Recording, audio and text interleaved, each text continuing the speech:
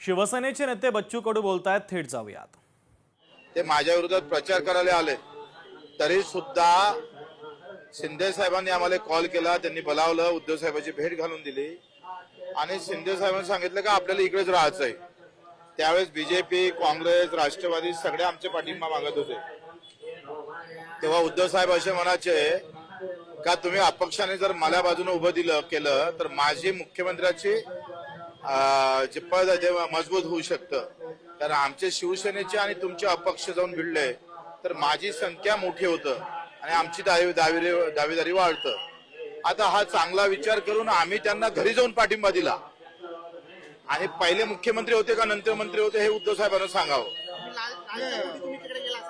तुमच्यावर एक टीका होती की तुम्ही सत्तेसाठी आता शिंदे गटामध्ये गेलात, विरोधी पक्षामध्ये राहून जनतेचे प्रश्न रस्त्यावर तुम्ही मांडत होता। तुम्ही हा प्रश्न अशोकराव चव्हाणला विचारला कधी? 2 वेळा ते मुख्यमंत्री होते तरी सुद्धा ते बीजेपी गेले, त्याला तुम्ही प्रश्न विचारत नाही। मोठा आहे म्हणून का?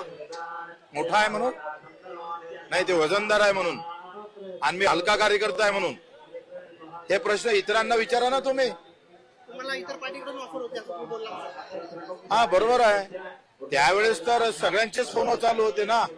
शरद पवार साहेबांच्याकडून, राष्ट्रवादीकडून आम्हाला फोन होत आहे, काँग्रेसकडून होत आहे, भाजपाकडून होत आहे, तरी आम्ही उद्धव साहेब मूळचा शिवसैनिक असल्यामुळं उद्धव साहेब मुख्यमंत्री झाले पाहिजे शिंदे साहेबांचा आग्रह होता आणि आम्ही पाठिंबा दिला त्यांना। गुवाहाटीला तुम्ही सर्वात अगोदर गेलात आणि तेव्हा त्यांनी कबूल केलं होतं का तुम्ही जर आम्हाला मुख्यमंत्रीसाठी उभे राहिले तर आम्ही तुम्हाला राज्यमंत्री करू, मंत्री करू।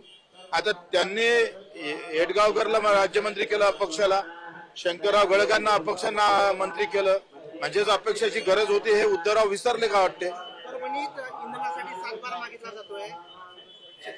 नाही, ते असं होत असेल तर आंदोलन करू, त्याच्यामध्ये सुधारणा करावी, नाही झालं तर या व्यवस्थेच्या विरोधात आम्ही आंदोलन करू।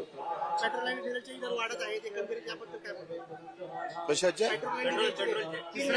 हा सगळ्या देशातला प्रश्न आहे, मी एकटा इथं बोलून चालणार नाही। फक्त शेतकऱ्यांच्या ट्रॅक्टरांना डिझेल भेटासाठी आम्ही रस्त्यावर उतरू। नीट पेपर संदर्भात पुणे कनेक्शन समोर आले, नीट पेपर संदर्भात नीट आलं, मीच तर म्हटलं फाशी द्या म्हणून, तुम्ही ऐकत नाही, तो प्रॉब्लेम आहे। आता हिंदी तर उद्धव ठाकरेंच्या संदर्भात महत्त्वाचं विधान त्यांनी केलेलं आहे। आम्ही पण त्यांना घरी जाऊन पाठिंबा दिला होता आणि त्यांनीच मला राज्यमंत्री केलं असं त्यांनी म्हटलेलं आहे। उद्धव ठाकरे हे पाठिंब्याचं विसरले का, असा सवाल देखील आता शिवसेनेचे नेते आमदार बच्चू कडू यांनी उपस्थित केला आहे। लोकशाही मराठी ऐका, पहा, जागरूक रहा।